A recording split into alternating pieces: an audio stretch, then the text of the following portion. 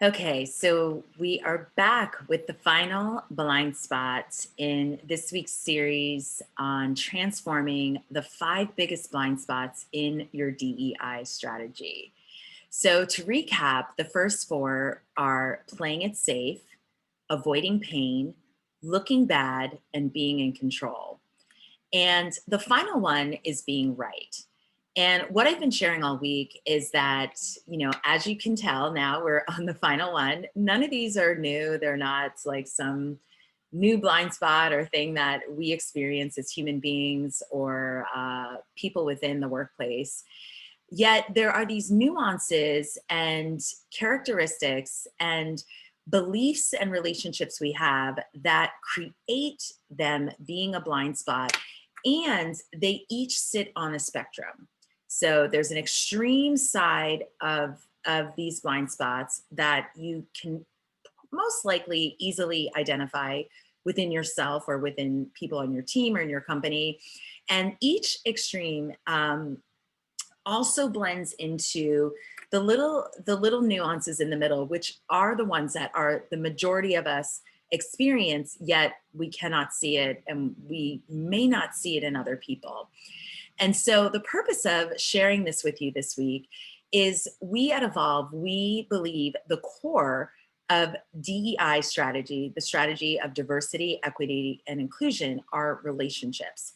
So the foundation of DEI are the people, the choices you make to hire specific people that relate to their identifiers, the things that make them diverse. And in our work at Evolve, we amplify those qualities and that potential within the diverse group of people that you have hired or would like to hire. The potential of the equity, the equitable design of your company, and then the inclusiveness in regards to how everyone actually feels. So hiring a diverse group of people is incredible. That is the foundation. Yet it also goes further, our work goes further to amplify the diversity, because it's not just about the identifier, it's also about the diversity of thought and the diversity of how you relate to yourself, internally to your coworkers, externally to customers, clients, vendors, and so on, and how you relate to the work that you're up to. And then amplifying equity to really uncover the places in our processes, our strategies, our procedures, our protocols to see, does this work for everyone? And is everyone set up to be provided an equal, fair experience, no matter which level they're coming from? And then the final piece is that inclusion piece, amplifying inclusion. And really, this is where our work really shines in the beginning, is because when you think about relationships, it doesn't matter who you are in a company, you most likely are feeling some sort of I don't fit in, I don't belong sort of experience at one time or another with your work. And really, those of you that are pushing the edge, that are getting outside of your comfort zone, that are going for another promotion, really challenging yourself at work, taking risks, being creative, being innovative, you're in that space more often than you might think you are, of thinking, this may not work, or it may fail, there may be mistakes, and all that stuff does lead to breakdowns in inclusion. Now, and that interpretation is very broad. We use a very broad interpretation of inclusion because, again, this core of the work that we're talking about is based off of relationships, how I relate with myself, how I relate internally with my coworkers, and how I relate externally to who's out there and the work that we're up to itself. And so today, the final blind spot that we believe are the 5 biggest blind spots within your DEI strategy is being right. And the reason why I save this for the end is that being right is the biggest breakdown in relationships. Being right is that fixed mindset. And really, it's about defending your position, defending your agenda, defending your ideas. And if you're not in a court of law every day, there's no need to defend anything. Because when you are defending, right there, just in my physical description of defending, there is a lack of relationship. So it's already pushing someone away, or depending how your mind works, not inviting and including other people. And so being right is really, again, the biggest breakdown in relationships. And everything that goes on in your company is a relationship. And so I feel like being right has been the theme of 2020, especially around politics and on social media. Everybody wants to be right. And really, when it comes to the workplace, being right limits, just like with some of the other blind spots, it limits creativity, innovation, collaboration, and it doesn't invoke inclusion. And in some cases, it might create hostility. And so the need to be right is where judgment is born.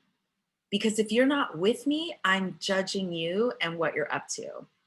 And judgment is a thorn when it comes to DEI. Because really, marginalized people who are marginalized or feel marginalized, that's a judgment right there. We're already assessing ourselves as less than.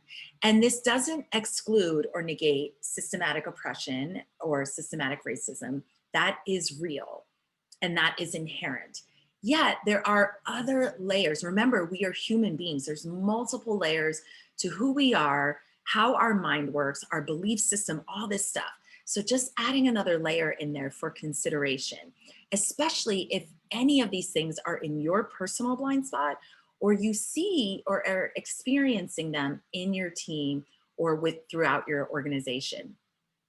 And so being right goes hand in hand with being in control. So a lot of what you heard me talk about yesterday lands in this category as well of being right. And really being in control also is about needing to know everything, right? And when you take it over to being right, you need to know everything so you can be right. And needing to be right kicks in that perception of safety and certainty that we talked about yesterday with being in control. So when you're right, you feel safe. When you're right, you feel certain. And, you know, when you're in the space of being right in the workplace, you start to enroll people into your way, whether it is the best way or not. So this is the differentiator between looking good and being right. Being right, they don't care about looking good. They just want to be right.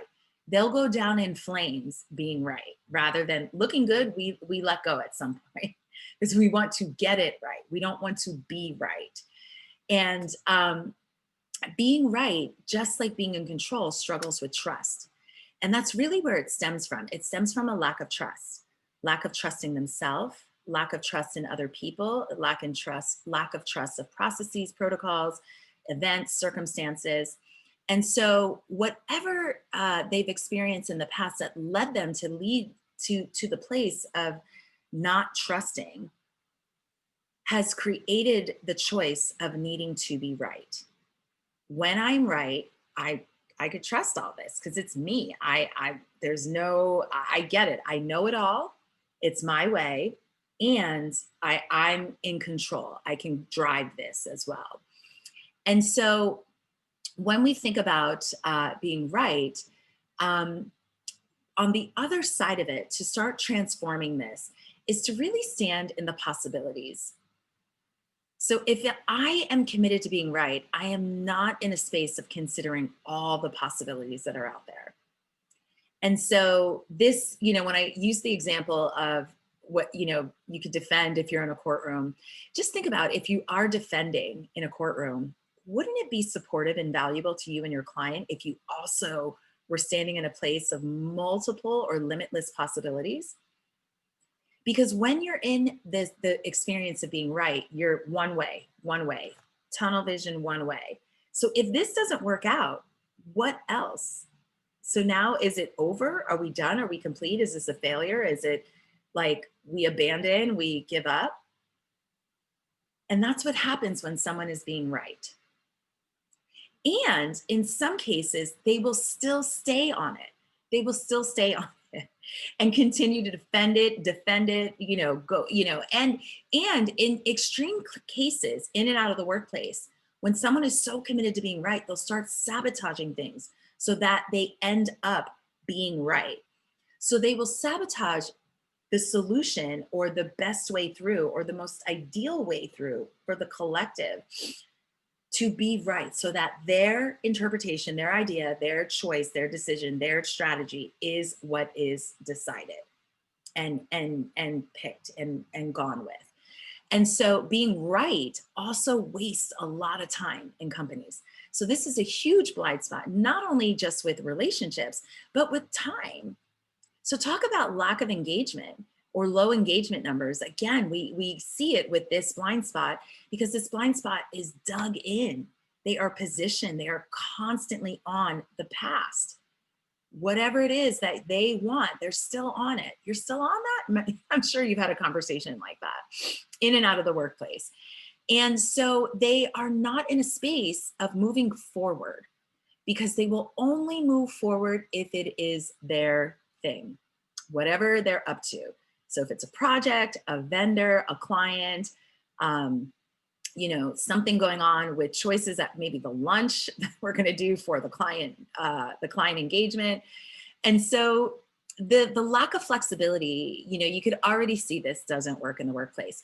So again, when we begin to transform this, this one's easy to identify. And so when we're standing in a place of transforming this, we start to stand in a place of possibilities and possibility. So if you have somebody on your team who is in this characteristic, in this behavior, you open them up to, okay, what else is possible? I hear you. And what else is possible? And in addition to this, you also have them get curious. So rather than being finite, have them stand in a place of curiosity. Because on the other side of judgment is acceptance and curiosity, but it begins with curiosity. We got to get curious first. We get to be curious before we accept, if we're in that extreme or any level on the spectrum of being right. And then also standing in a place of openness. Because when we start to stand in that place of openness, we're able to hear other people, right? So this blind spot also is challenged with listening. They might hear you, but they're the people where it goes in one ear and out the other. They listen, but they don't care necessarily. And really, you want to have this person standing in their growth mindset. So this group, they get to activate their growth mindset. They get to activate their emotional intelligence. They get to stand in a place where they are cognizant and aware of themselves and what they're causing by being right. What is it costing them by being right? And then ask them, what's the payoff of standing in a place of possibility and curiosity? And so this person or this blind spot is really, here's the thing about this person in this blind spot. They're standing in gold because these are the people that are committed. They're not playing it safe. They're going all the way. These people go the extra mile, they stay late, they put in all the effort. But if this being right is in their blind spot, it's for one outcome and not standing in like all the outcomes. So if a client or a customer says no, they're like, okay, and they move on. Whereas if they're in that space of possibility, curiosity, they're like, tell me more. What else? Well, how do you see this playing out? And questions along the line of that.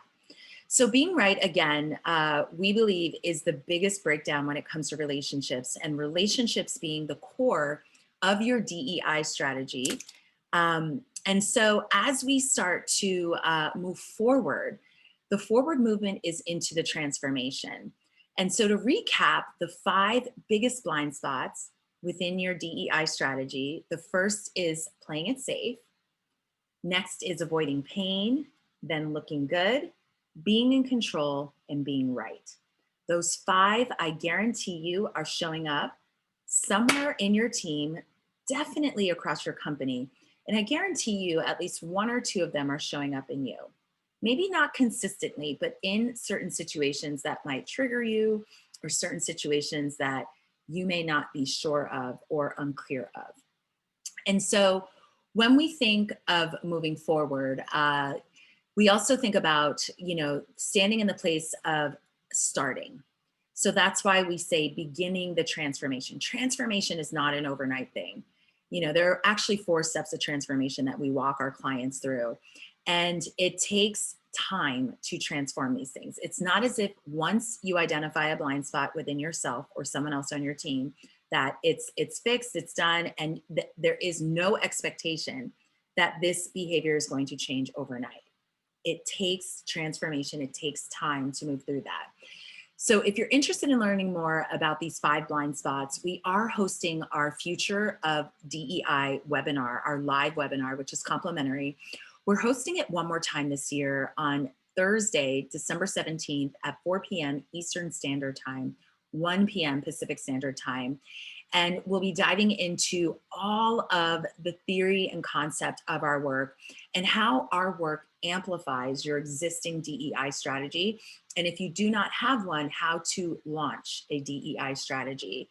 And then also we are offering a special offer around our 2 signature trainings, which I talked about this week. The first being our emotional intelligence training and our effective feedback and intervening training. So if you're interested in learning more about those 2 customized trainings and the special offer we're extending in 2020, you can simply book a call with us. We have the link somewhere here in the comments or in the post, as well as the link to register for the Future of DEI webinar happening on Thursday, December 17th at 4 p.m. Eastern Standard Time. And again, next week we'll be coming live at 12 noon Eastern Standard Time to answer your questions around diversity, equity, inclusion that pertain to you in your experience in your workplace. So thank you so much. Have an awesome weekend. And again, post your comments and questions in the comments below, or you can reach out to us directly at culture@evolveeq.com. Thank you so much.